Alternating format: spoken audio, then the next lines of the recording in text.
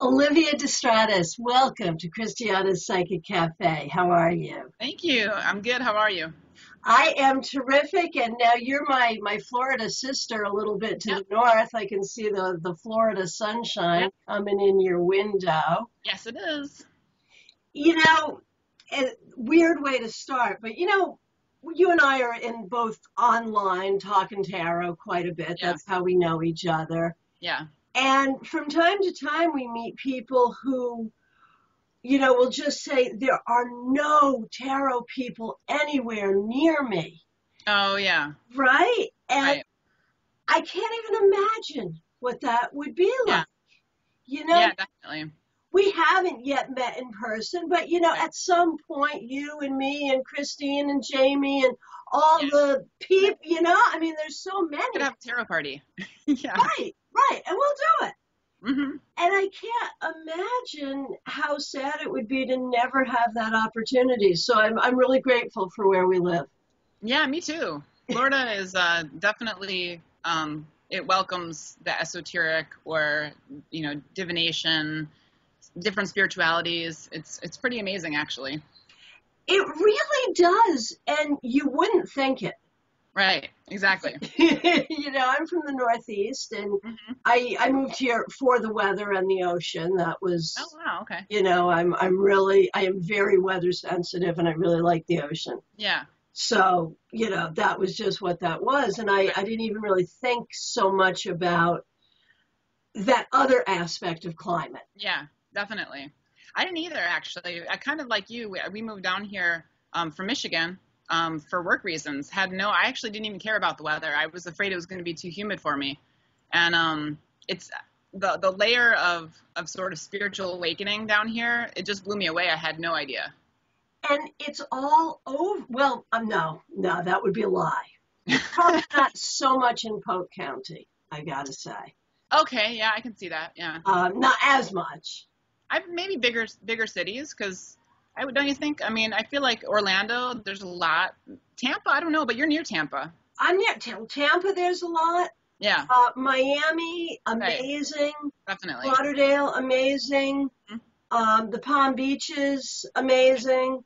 And really all the way up the coast on that side, Jupiter is just, oh my gosh. If I've never been there before. I'm gonna have to go. Jupiter is an interesting vortex. Okay. It really is. But then, of course, you got Casadega. Yeah, that's right. It's really close to me. Hmm. Yeah, Yeah. did you go?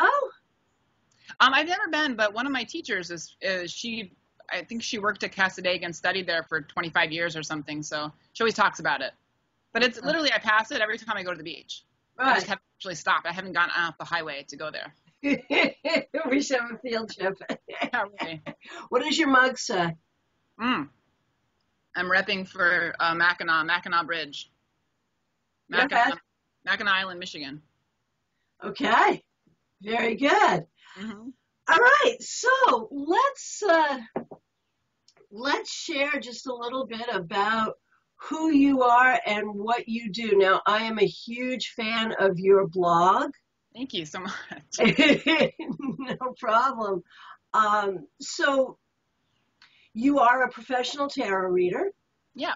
Your business is First Earth Tarot. Yes. And I love that. When I was coming up, we didn't name our tarot business. Oh, right. That wasn't a thing. Right. It would be Tarot by Christiana or Right. Tarot with Christiana or Right. readings by Christiana. Right. Those were the choices. There was no,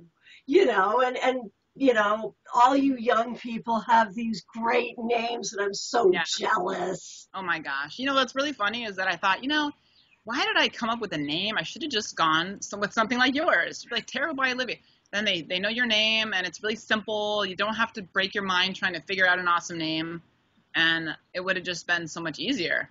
But now that the one I came up with, it was really just it has meaning for me, obviously, but it was something where I was jumping into professional reading, and I wanted to have an email address where I could have people emailing me.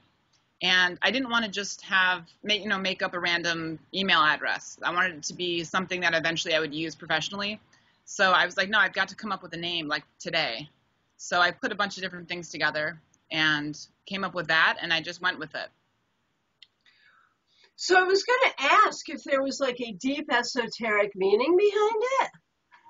All right, this is a good segue, right? I don't know. I feel like that's what people ask me about my tattoos, and I'm like, is there a deep meaning? Like, kind of. But you know, it's just a real meaning, and to me, it's not like something with multiple layers of, you know, spirituality. It's really just, I love the earth. I'm an earth sign. I've always been involved in native or indigenous communities. So the idea of the indigenous people, first communities, First Nations has always been something really important to me. So I just kind of put the two together, and I love nature. So I thought, okay, perfect. It does have a couple of layers, but they're all very practical, you know, real aspects of kind of my life and what I do and what my interests are. So beautiful, beautiful. So talk to us about your path in tarot. I always love to hear. Tarot is such a, I mean, there's so many of us. It's everywhere. Yeah, which I didn't know, by the way, until not too long ago, really. I had no idea. Yeah. Which is actually a good story. Yeah, my path in tarot. Okay. So my mother reads tarot, but she reads tarot. She's not a professional reader. She's actually a counselor. But she's always been very, I don't know how you would say, oriented towards, ancient spiritualities, I guess. I mean, she grew up Catholic. She grew up Catholic in southern Italy. And one of the things that she used to always tell me was that it was a pagan Catholicism, which I thought was really interesting. Because she said, growing up there, you know, the Pope was just a guy. He was just a guy, and everybody followed certain practices, but they basically just did whatever they wanted. And part of that was that they never really got rid of some of those older, you would probably call them superstitious beliefs, like things like the evil eye, or I'm thinking the color red, because I was thinking of the little cornicellos, which are like little red horns, which people use or carry to sort of ward off the evil eye. And I thought that was so cool, because that's always been something really special for me, the fact that people maintain those beliefs. And so she grew up with, you know, she basically had oracle cards and tarot cards in the house. And that was something that it wasn't something that I thought was strange, I guess, or it's different, like not strange in a bad way, but just, it's not something I thought like, whoa, my mom reads tarot. It was just something that was just there. It was just a part of what she did. And she would read for people, and I would just love to listen, because she would use the mythic tarot, actually, the original mythic tarot, which is, you know, related to Greek myth. Right. And the way that I just remember hearing her weave together these stories that she was a great storyteller. So it was just mesmerizing. And so I love that. I didn't actually get into tarot until I was in my early 20s, because I had her medicine cards, you know, by Jamie Sams, the Animal Oracle. Yes. When I was like 13 or 14, that's the one I grabbed. Yeah. That's a good one, yeah. Yeah, it's really good, and I actually was so good that when I moved out of her house, I snuck it with me. And one day she did, I didn't tell her, of course, and she came over to my apartment, and she saw them on the bookshelf, and she's like, "What? I'm taking those with me." I'm like, what am I gonna do now? So I ran out, and I went to like a bargain books, and I got the Runic Tarot. And I can't remember now who the creator of that deck is, but it just never really spoke to me. I think it wasn't the right deck for me, and I worked with it for a while, and it just didn't really do anything for me. So I eventually tracked down another medicine cards, and I also got another tarot deck for myself, the Liz Dean Golden Tarot, and that's the one I really developed as in terms of tarot. That's kind of was my learning deck, I guess, in a way. But there are no pictures on the pips in that deck. You know, it's kind of like Marseille, sort of. Although I think Marseille, even the pips are a little bit more descriptive in a way than that deck is.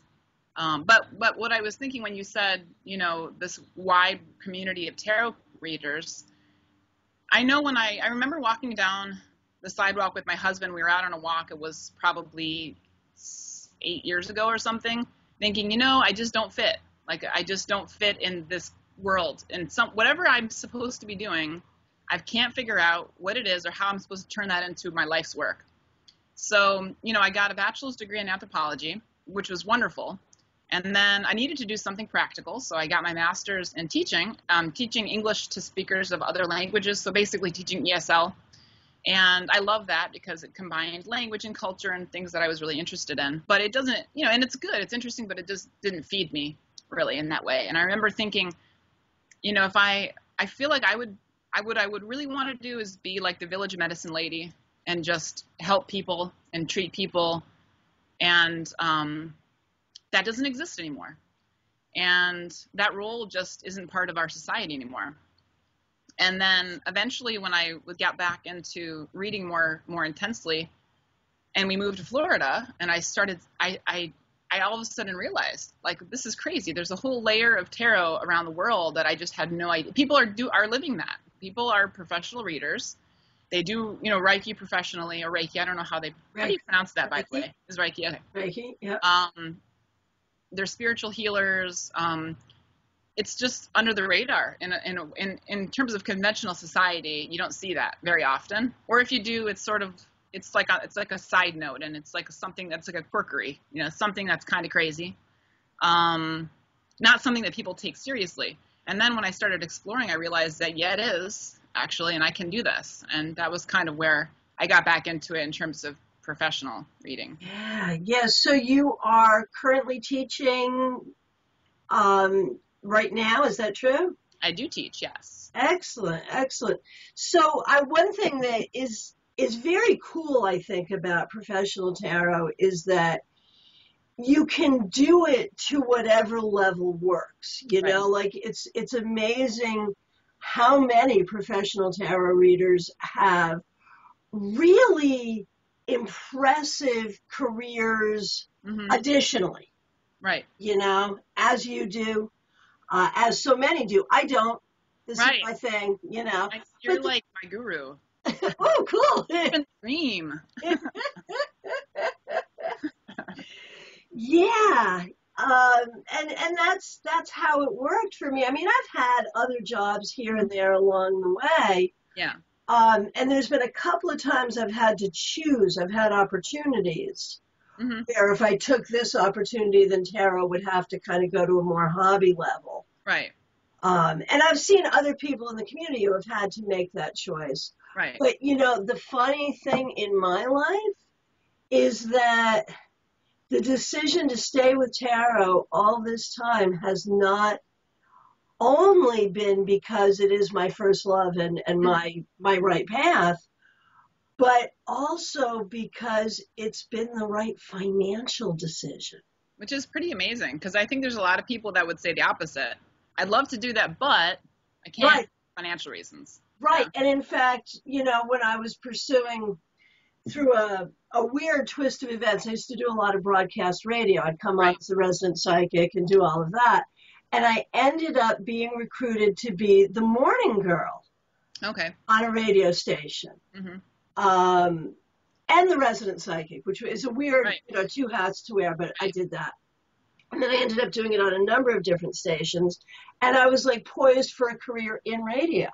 Ah, okay. Until I did the numbers. I love radio. It was so much fun. I'm on my path. You are, and you're still doing the radio in a way. In a different way. And it's cool.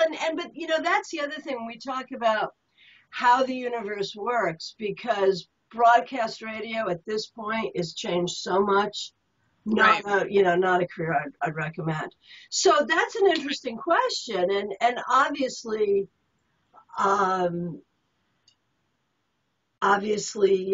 anything in life can happen, but clearly you've got a rewarding career. Yeah. You've got a family. Oh yeah. And you've got your tarot business, so you've got a full plate. Thanks for taking an hour out with me. Yeah. Would you envision yourself in full-time tarot at some point? Is that something you want? Oh, no question. Just Of course. I mean, I think it's really, making the transition. I think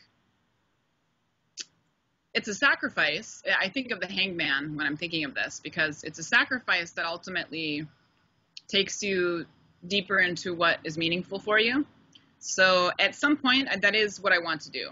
I'm kind of slowly building towards that, and I guess in that direction. It's just not something, I feel like I have more groundwork to do with, not just with reading. The reading is something separate, but other things, like you were talking about before we got we started taping. You were talking about YouTube videos. But there's little things like that I haven't really branched out into doing, and I'd like to do that. I think it would be really fun and something that's really new for me. Videotaping myself just never occurred to me before. And as I told you, I started watching, your videos, or Kate, right? Daily Tarot Girl. She's awesome. Yes. They're great. They're just really approachable, really good stuff. Yeah. And, you just make the decision to sit down and figure out what you want to talk about, and if it's going to be valuable to somebody, and there you go. So that's, something I'd like to do. I am doing something now. I'm working with a lot of other people on this joint Lenormand deck, which is going to be the Game of Hope 2.0. And I just kind of fell into that randomly. It wasn't something that was planned, but I've been studying Lenormand, and I think was last year they did what's called the Eclectic Lenormand, which is another group of people that came together. Everybody chose a different card, did the art for the card, and then the deck was published. And they're doing it again, and so I'm doing the man card for this deck, and it was really fun. And it was interesting because I thought about at some point creating a deck, not just because I want to get a deck out into the world, but because I think that creating that personal connection to the cards is something that I'm interested, putting myself in the images, rather than finding a deck that I just love and works for me, because I have a few of those. I mean, I love different tarot decks. So that's another project that I've been exploring. It's more like it's simmering at this point. It's simmering in somewhere back here, and at some point I'll maybe start to actually make it happen on paper. So it's not just the reading, but at some point I'd like to branch out in different ways that I think will make more of a complete package, rather than just being strictly just a reader, because there are a lot of readers. I mean, there are a lot of readers in this world. I have a lot of competition. I got to do something differently. And that is the question, I think, in any business. But how do you set yourself apart? Whether you call it branding, or how do you stand out? Mm-hmm. I totally wanted to talk to you about Lenormand. Oh, good. Okay. I have my very first Lenormand deck. I have the funny thing, actually, the very first deck I ever had came in my Christmas stocking when I was 8. Was that Gypsy Witch, right. Right. Yeah. And so I have an affinity for these cards, because that was a very Lenormand-like kind of a deck. But I am such a tarot, I'm so hardcore about tarot. I never thought I would do it. Right. And maybe I just have to be one of the cool kids, because, one by one, all of the people I really admire are suddenly doing it. So, well, I guess I just have to. Yeah, you think about it times. And in fact, I think you participated. Jenna Matlin and I were having this conversation about analogies, how tarot and Lenormand compare, and thinking about knitting and crocheting and ukulele and guitar and all of these different things. Yeah. So let me ask you, what, other than the obvious, that they're both random token divination card decks. Yeah. How are they similar? How are they different in their operation, in their structure? Make the comparison. Well, tarot has 78 cards. Lenormand has 36. So in terms of the quantity of cards, there's a lot fewer in it's a petite Lenormand. So basically it's like an abbreviated playing card deck. I feel like Lenormand, for me, tells me the dry facts. It's not giving me a lot of emotion necessarily. I mean, sometimes it can, but not a lot. I think maybe Caitlin or Kathleen, right? Matthews talked about it once as tarot talks in a fluid, sort of poetic way, and Lenormand gives it to you just the street talk, tells you how it is. And that's very much my experience with the two decks. And I a lot of times will use them together. And sometimes I use tarot for more, I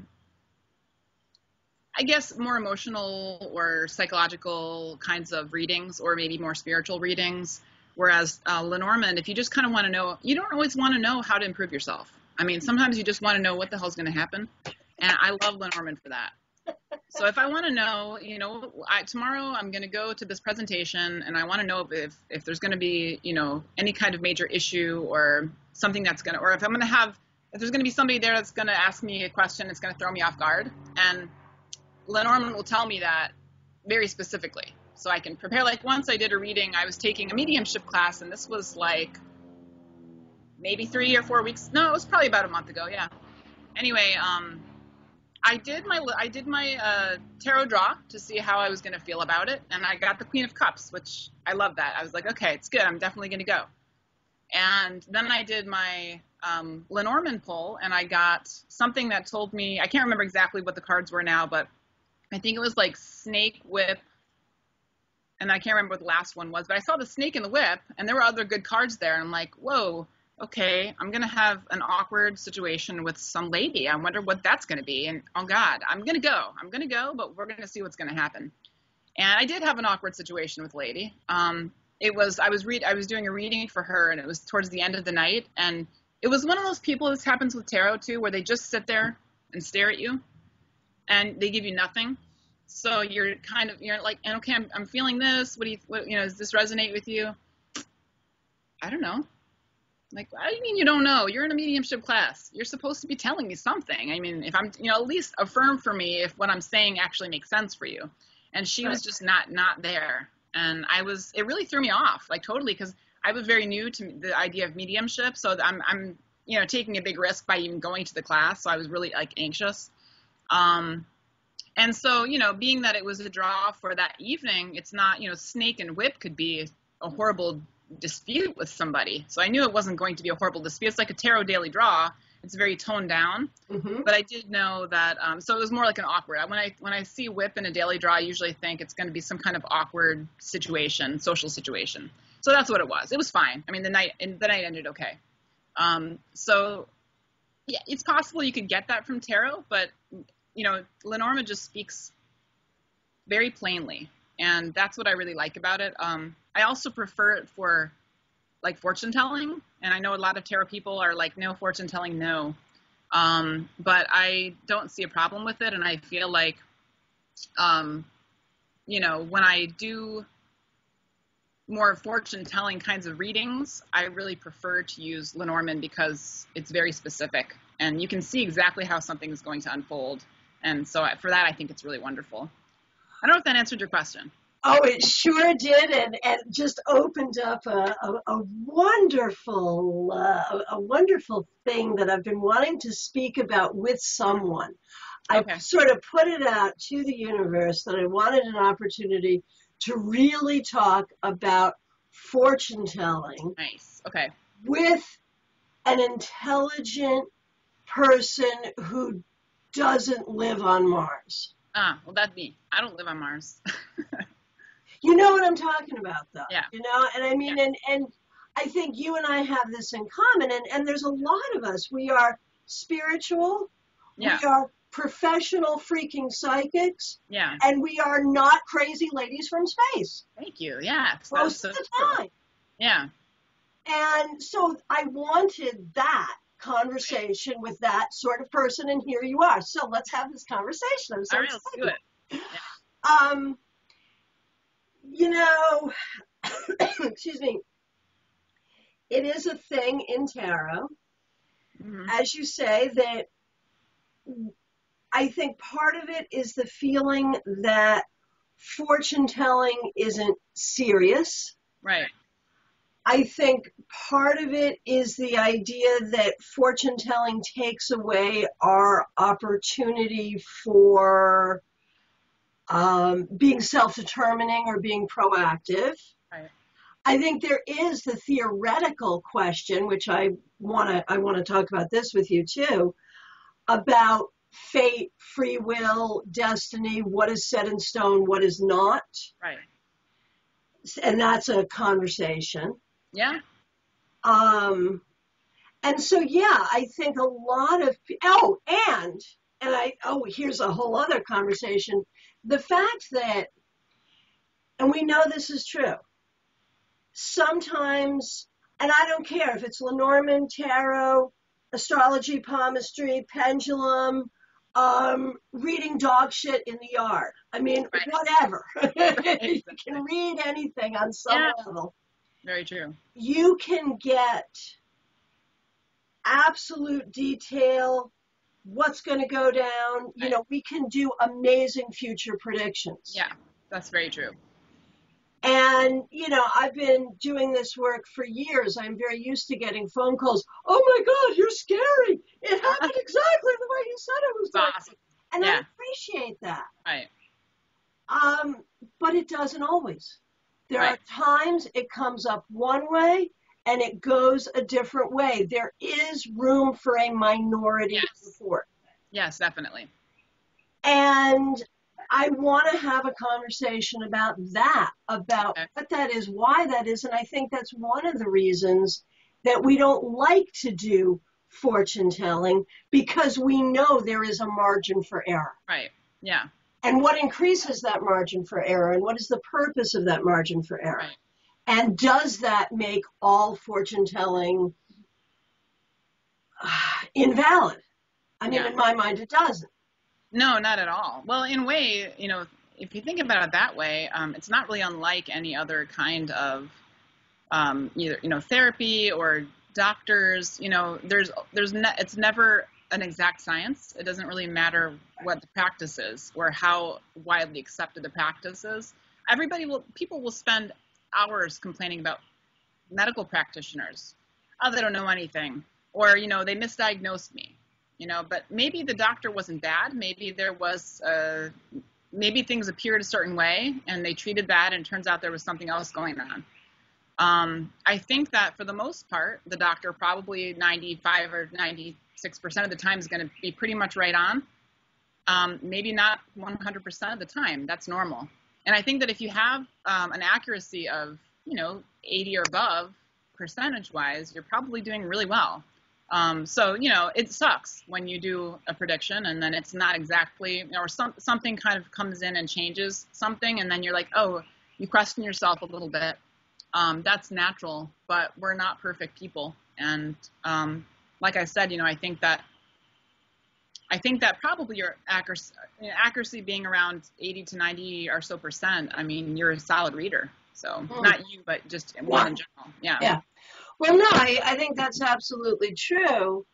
I think it's hard for, you know, not to put people in boxes. Yeah. But in a way, there are two kinds of clients.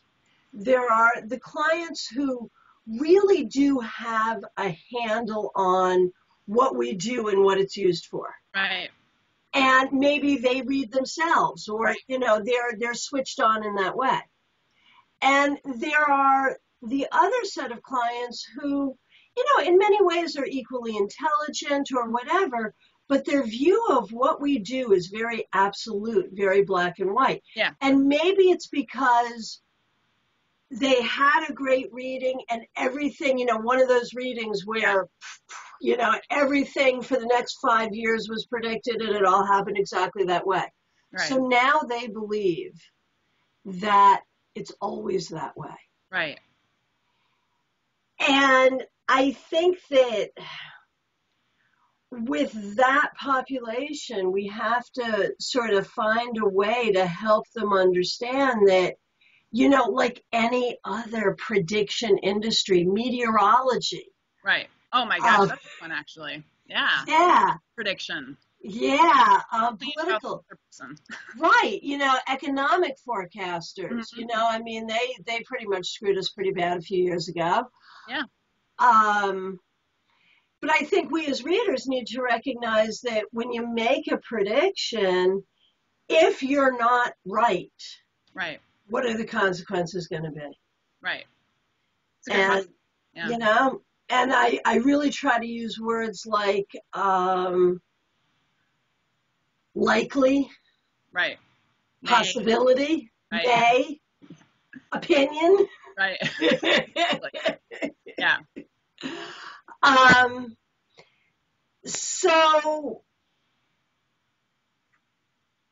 I feel like, and I know this is true for me, one of the things I love about Lenormand coming into my life hmm, is I now feel really free to think about fortune telling in a positive way. yeah.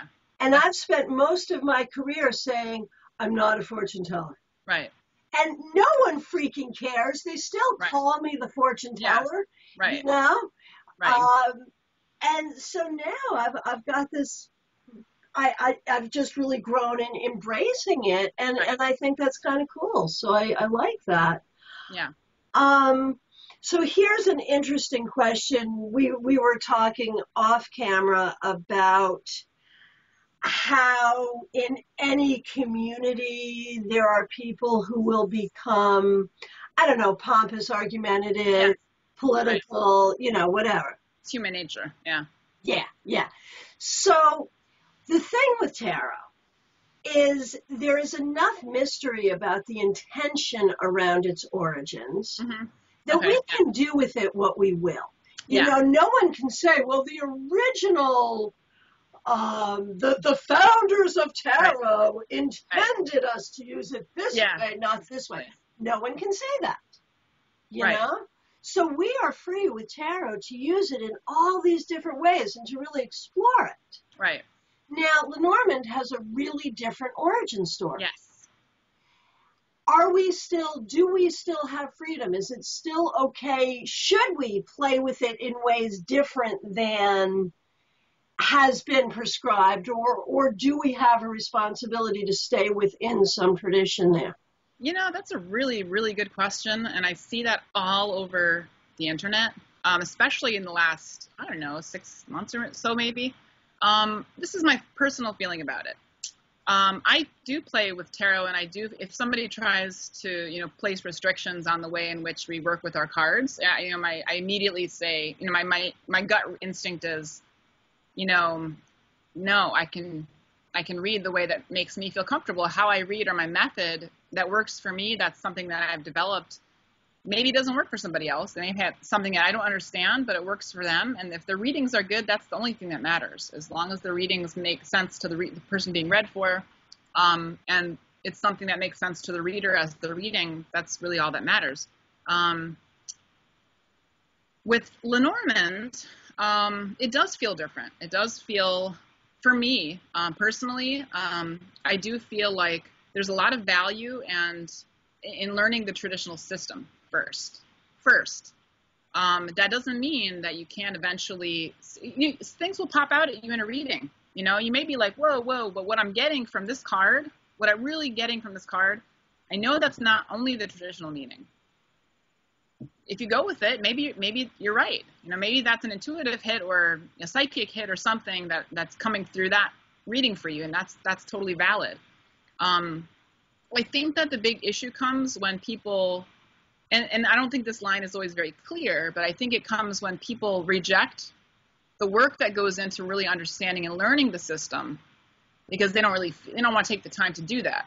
And so instead of doing that, they say, no, but I want to work with the cards however I feel like, and that's completely valid. I'm like, well, yeah, it's not the Lenormand system, but it's the Lenormand cards that you're using, and you're doing it your own way, and if it works, that's awesome.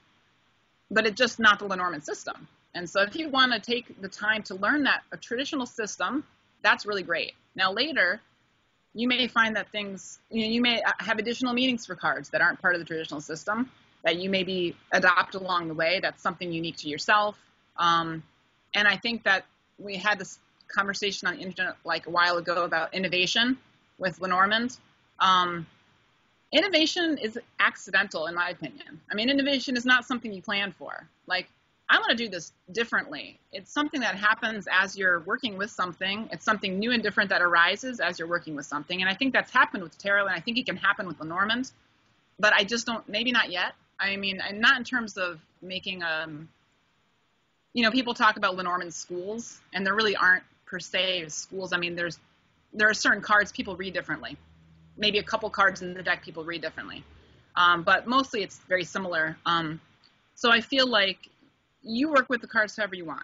Learn the traditional system. If you incorporate Lenormand into your tarot reading, that's fabulous. But I think it just comes down to whether you want to learn the traditional Lenormand system or you just want to work with the Lenormand oracle cards.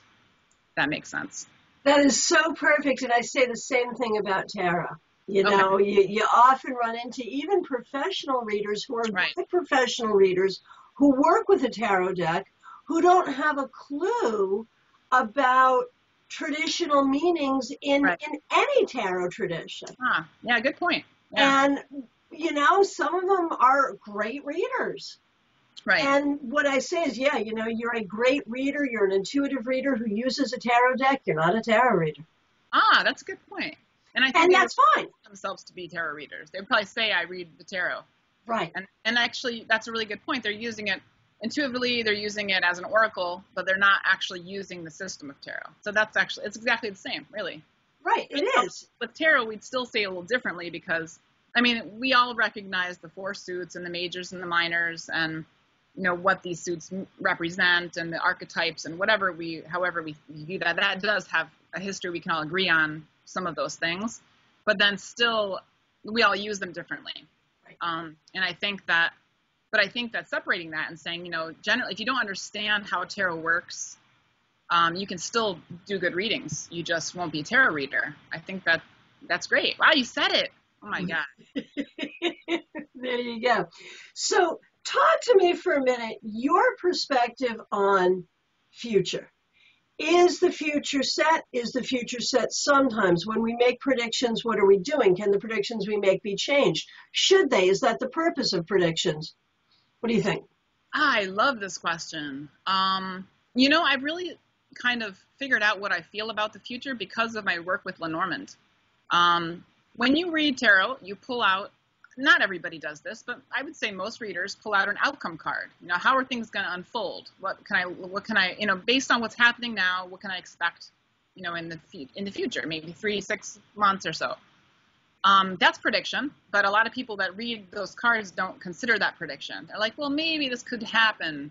Like, no, you're predicting, and maybe what you're saying is exactly what's going to happen. I think when people say, I'm letting you know what could happen, but you ultimately get to decide what the future is going to be. Maybe not, maybe not. Maybe your boyfriend is going to break up with you, and you're going to be heartbroken, and there's really nothing that you can do about that except for prepare for it. Think about maybe your relationship and, honestly, like, are there issues you're not seeing or trying to avoid? So what I guess I mean is sometimes I think you can't change the future necessarily, but I think you can always change your perspective and how you deal with that situation. And I think that's part of free will. Your free will is that you can decide how you're going to accept what comes your way. And sometimes you can change it. It's not like this is just a really simple, funny example, but one day I did a daily draw for Lenormand, and I don't remember exactly what the cards were. I think it was like fish, coffin, something that made me feel like my money was going to be an issue that day. And seeing those cards made me check the bank. And when I checked the bank, I realized that some bill had covered that I wasn't expecting, and I was like, $2 away from overdrawing. And because of that, I could switch money over from my another account in order to avoid the overdraft. So if I hadn't done anything and I just said, I'm going to have a money problem today, let's just see how that plays out, I would have had a money problem. I would have gone and filled up the gas tank, and then I would have had an overdraft. As it was, I was able to check that out and then go and change that. So I think that the situation, I think it depends. I think that you can't always change what's going to happen, and I know that because I've seen it. like the awkward lady situation. I saw I was going to have an awkward situation with a lady, but how is that going to play out? I couldn't plan for that necessarily. I could have not gone to the class, but then I would have missed out on a lot of great things. Right. So I accepted that I was going to have this experience, and I didn't know in what context or how it was going to be. And it happened, and then I said, okay, you know, I knew that was going to happen. It wasn't a surprise. And my cards work, so, or my interpretation was valid. So yeah, that's kind of how I feel. I feel like in terms of seeing the future, into the future too, I see it kind of like the beam from a flashlight, you know, it's like this. And I think that the closer that the shorter frame of time that you're looking at, the higher your accuracy is likely to be. If you're looking, what's going to happen in a year, I feel like there's a wider zone for things to change in that time. And if you're looking at something that's going to happen within the next week, the higher likelihood is of it being more accurate. And that's how I've experienced looking into the future.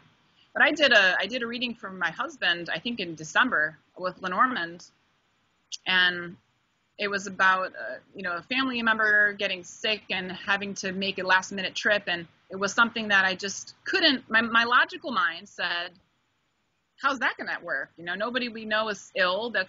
I don't know that. I'm just going to put that on the back burner because it doesn't make sense to me right now." That's exactly what happened in like March. All of that played out, and I thought, "Oh my God, like what?" So that really caused me to question how we react, how we treat our own predictions. You know, because I had an opportunity there.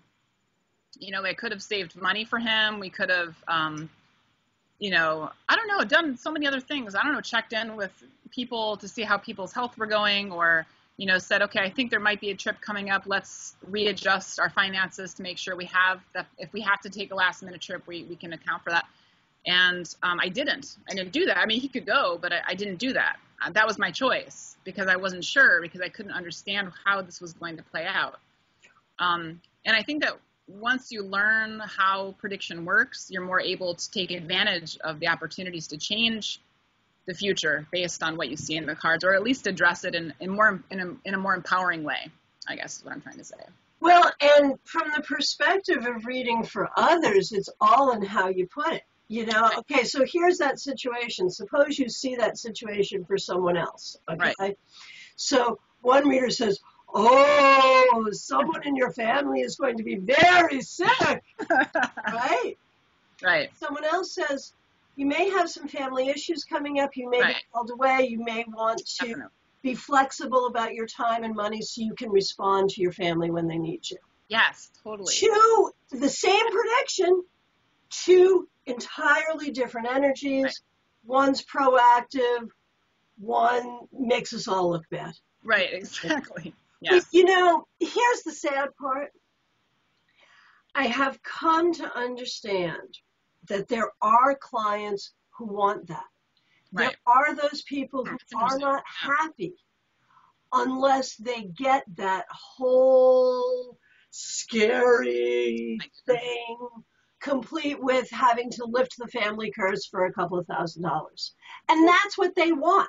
Right. And they're pissed when they don't get that. It's interesting. Wow. Okay. And it took me 20 years to figure that out. Now, obviously, they're just going to have to go someplace else because, you know, that's not where I'm at. Right. But I guess there's room for all of us.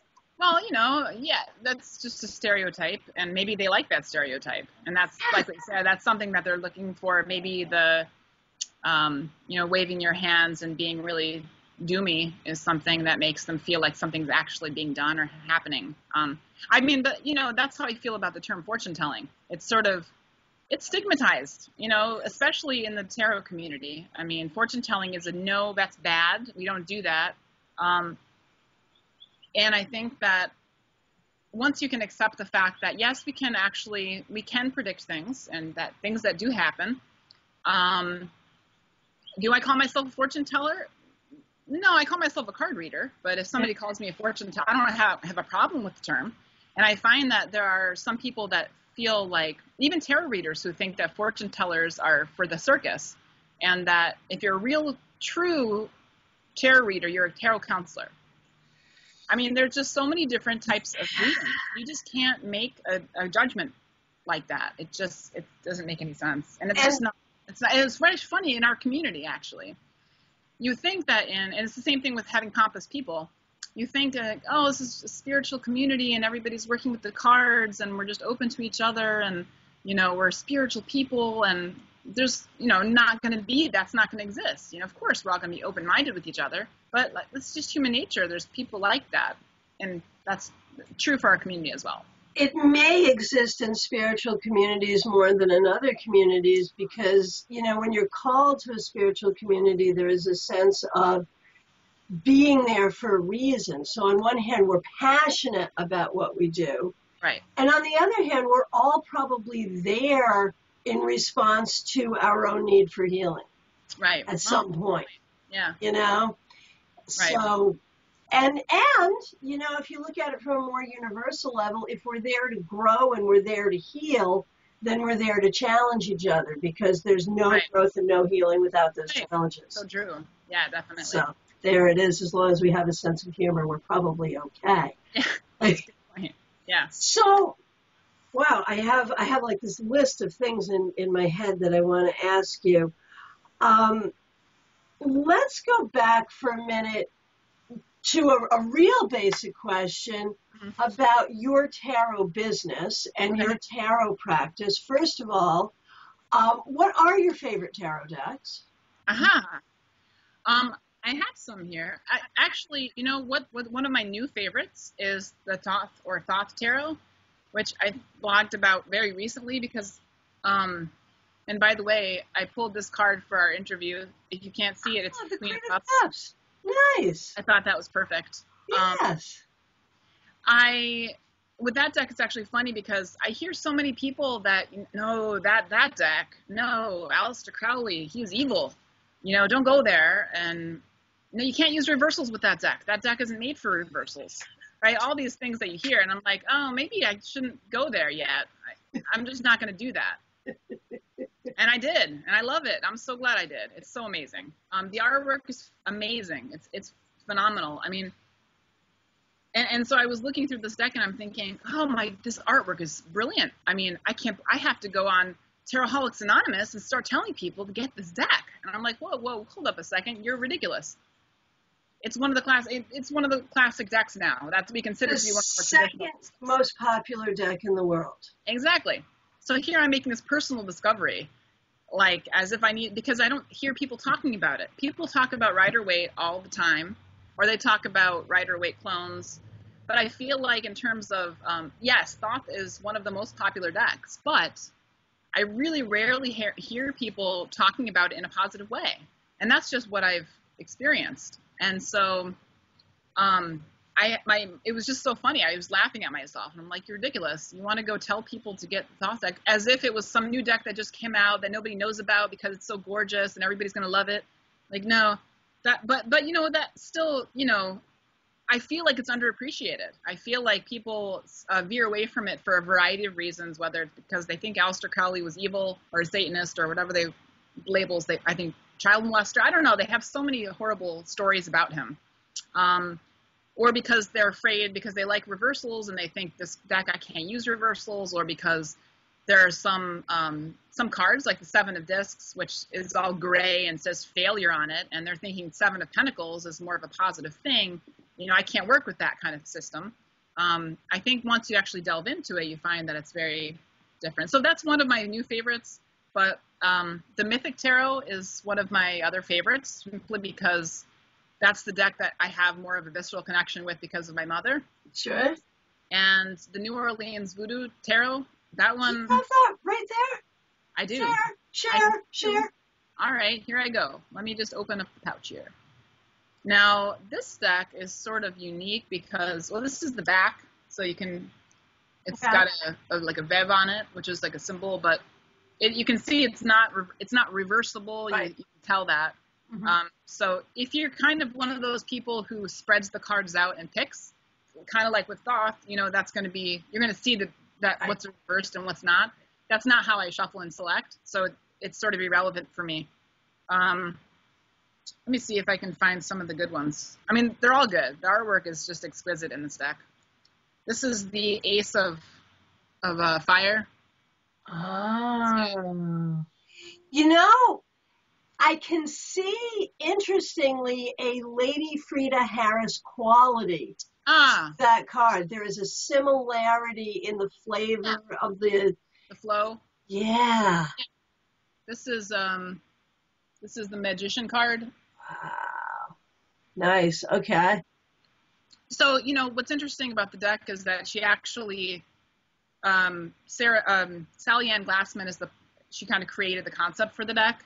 No, yeah, she created the concept, but she's the primary artist, and then she did it with the guy that his name is escaping me right now, who actually wrote the book that went along with this deck. But she really pulled from a lot of Crowley's Book of Thoth when she created this deck. Mm. And yet this is the Four of Pentacles. So this is Obatala, which is from Santeria. So she combines a little bit of Santeria with voodoo. Most of the deck features different, Loa, which are the spirits from voodoo.